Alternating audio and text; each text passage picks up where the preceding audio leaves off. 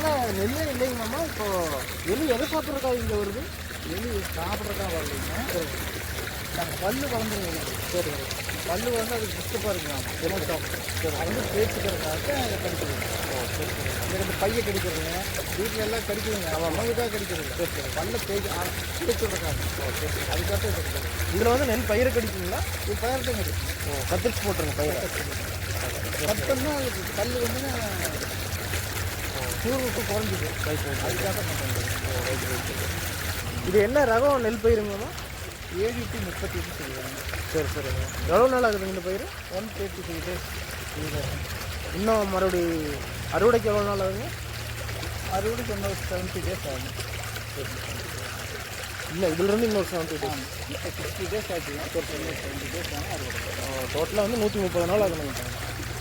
ஏற்பட்ட கடி இருந்தால் போடலாங்க. இல்லைன்னா விட்டுலாம். முக்கியமாக இந்த பஞ்சு கட்ட சமயத்தில் போடணும். ஒரு வாரம் கழிச்சு தான் எலி அதிகமாக வந்து கடிக்க வருது. சரி சரிங்க. அந்த பாலையில் பஞ்சு கட்டுங்க. ஆமாம், நெல் பாலையில். ஆமாம். சரி சரி. இப்போ க்ரோத் ஸ்டேஜ் தாங்க. சரி. பாலக புடைன்னு சொல்லுவோம். ஒரு வாரம் கழிச்சு புடைக்க வந்துருங்க. சரி சரி. அந்த ஸ்டேஜில் அதிகம் கிடைக்கும். ஒரு கிராப்பில் 2 or 3 times குட்டி போட்டாங்க.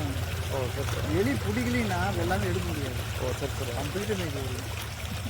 எலி அதை எப்படி காஸ்ட்டுங்க எலிக்கு பிடிக்கிறவங்களுக்கு? 100 கிட்டி அந்த கிட்டி ஒரு கிட்டி 100 கிட்டி போட்டால் 600 ரூபா. சரி. 100 கிட்டி போடுவாங்க, 600 ரூபா கொடுத்துருங்க. அது உழுகுதோல்லே கணக்கு இல்லை.